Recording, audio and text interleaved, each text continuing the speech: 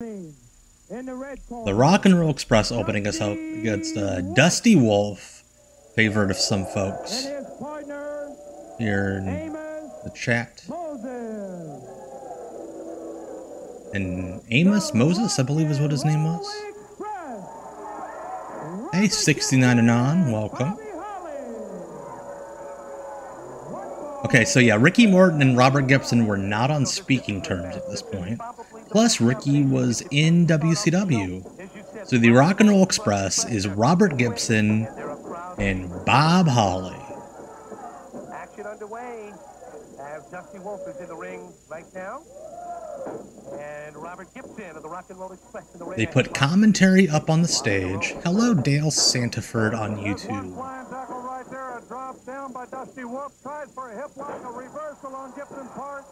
Alright, Amos Moses, the name of a very famous Jerry Reed song. Thank you, Space Ghost. Yeah, Ricky Morton at this point in WCW was about as low on the card as you can get. The York Foundation had just broken out. I appreciate they just got one kid in the middle of the aisle, just standing there.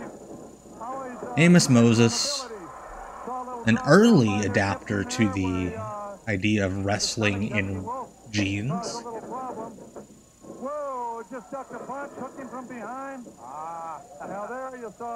Yeah, hey, Incident 73. Yes, so Bob Holly has been in both bootleg versions of the Midnight Express and the Rock and Roll Express.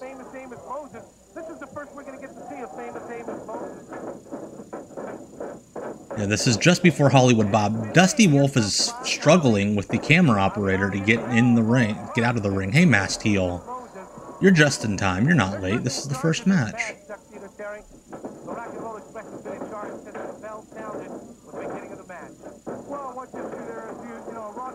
And something I love about Ricky and Robert through the years is that whenever they took on a new partner, it was never like, here's the new Rock and Roll Express, or here's a different team name. They were just the Rock and Roll Express. If one of them was in the team, it was the Rock and Roll Express.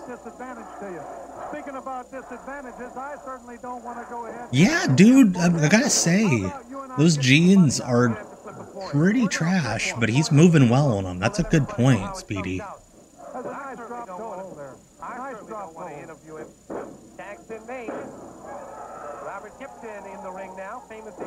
Yeah, no boots. Wonder if Tony Atlas was in the locker room volunteering to work this guy. Ricky Gibson going ahead and doing a quick tag out. They're working on a leg, and they'll continue working on a leg right there. Teamwork right there. Yeah. I believe Terry Funk's doing play-by-play, which is weird. And the other guy who's never worked a match before in his life is doing color. He just jumped on his balls. Robert Gibson is now in the ring with Bobby Holly. Tony Atlas was at your farmer's market. Was he just like hanging out? Like, why are we booking Tony Atlas for farmer's markets?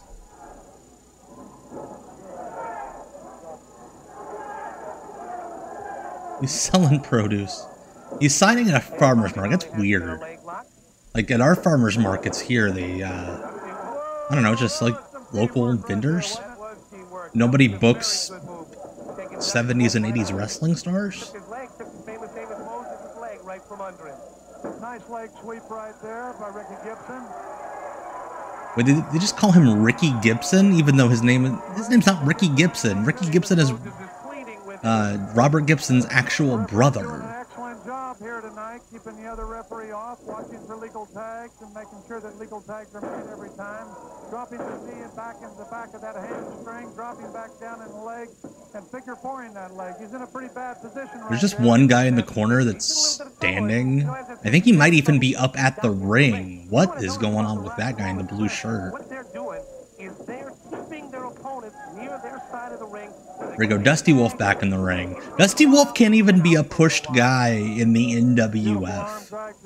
Like, most of the enhancement dudes would, like, get indie runs where they were, like, the top star in front of, like, 100 people. Dusty Wolfe's an enhancement guy here. Brian Knobs at the locals farmer's market, I would get that shut down immediately. Who knows what he's touching with unwashed hands. Here we go, small package. Nice small package. Nice small package at that time right there. thought he had him. He had him for a 2 count, but Dusty Wolfe was able to get out of it. Headlock by Dusty Wolfe, but the tag finish, that's what I'm talking about. The Rock and Roll Express.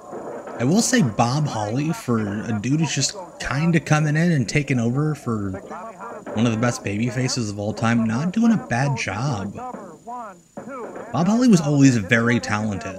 Like, even when he was doing jobs in 1990. What's the... Oh, I have an answer for this, Speedy. The jankiest place you've ever seen a wrestling show take place at? Mine was this public access channel wrestling from some bar with a super low ceiling, and you had people playing pool in the background. So, probably 11, 12 years ago, I went to go visit my pals Nick and Jess in Louisville, along with my wife. It was our second date, and they wanted to go to a show. As you hear my alarm system going off, no worries, I'm not being broken in on. And it was a show called Strictly Hardcore Wrestling in Corydon, Indiana. Alex knows the story. You can hear her laughing in the background. It is so far off the beaten path, the GPS just stops at a certain point. You park in someone's yard.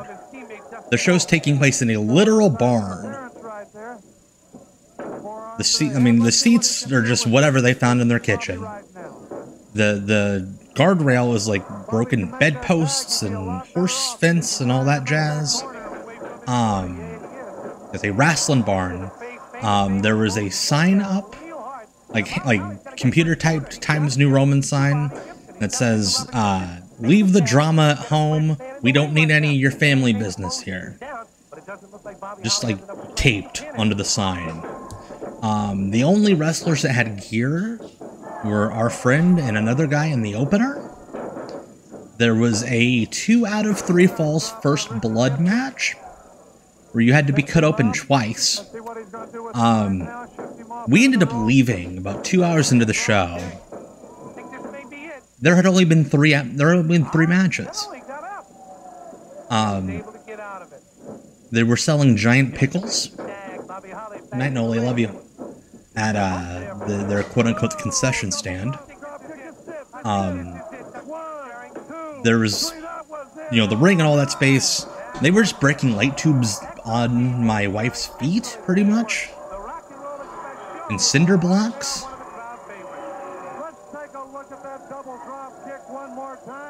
It was the second time my wife and I had been around each other. Second date, essentially. And yeah, she stuck with me, so...